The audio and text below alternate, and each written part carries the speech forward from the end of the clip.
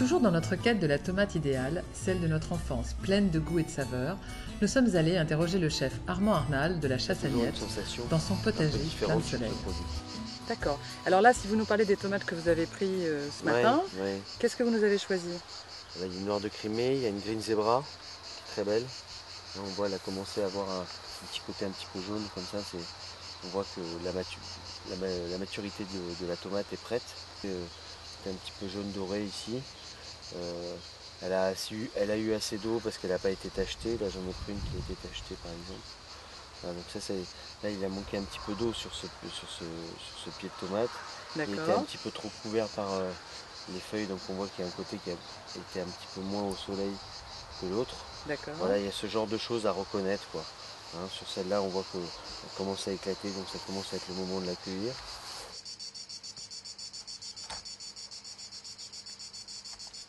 Il faut que ça sente un peu, ça sente le pied. Vous voyez là, ça sent le pied de tomate. Le pied de tomate, ça a une odeur très particulière. Hein. Ça a à la fois une odeur minérale, à la fois une odeur de plante.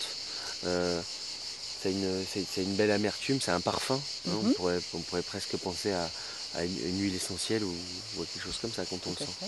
Voilà. Donc ça déjà, il faut qu'il y ait ça. Après, il ne faut pas essayer de trouver la tomate parfaitement ronde. Si on s'est mis dans la tête par exemple de faire des farcis, il faut forcément qu'elle vous appelle. Bon là on voit que voilà, il y a des imperfections.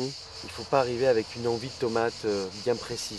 Je pense qu'il faut les goûter, il faut les sentir, il faut un peu les toucher et en fonction adapter sa recette. Voilà. Et alors en termes d'accompagnement, la tomate, vous dites vinaigre, rien du tout, juste un filet d'huile d'olive? Pareil, j'allais vous dire pareil, ça dépend du produit. D'accord. Voilà. Il y a certaines tomates qui vont vous demander une préparation avec du vinaigre, comme celle-là par exemple, hein, avec, la noire de Crimée qui va vraiment vous donner un besoin comme ça d'apporter de l'assaisonnement dessus parce qu'elle a un taux de sucre un peu important. D'autres moins, ça c'est avec la Green Zebra avec un filet d'huile d'olive, ça suffit largement. Toute seule vous mangez ça, vous avez plus besoin de déjeuner, ça suffit quoi. Je veux dire, manger une tomate qui fait quasiment 800 grammes avec la densité de chair qui est à l'intérieur.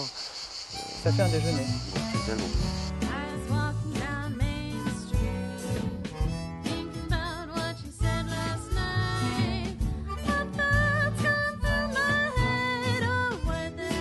Et alors quand on parle de tomates de serre, est-ce que c'est bon ou est-ce que c'est pas bon? C'est toujours pareil, on peut pas être tranchant là-dessus. Si c'est fait en serre, bio, sans pesticides, avec des gens qui prennent du temps à s'occuper de ces tomates-là, ça peut être intéressant. Je pense que les tomates que vous trouvez à Paris, la plupart du temps, elles sont sous serre. La plupart du temps. La plupart du temps, elles sont sous serre. Bon, bah, il y en a des bonnes et il y en a des moins bonnes. Absolument. Bah, ça dépend de la personne qui le fait. Toujours pareil. Il faut toujours savoir un petit peu d'où viennent vos produits.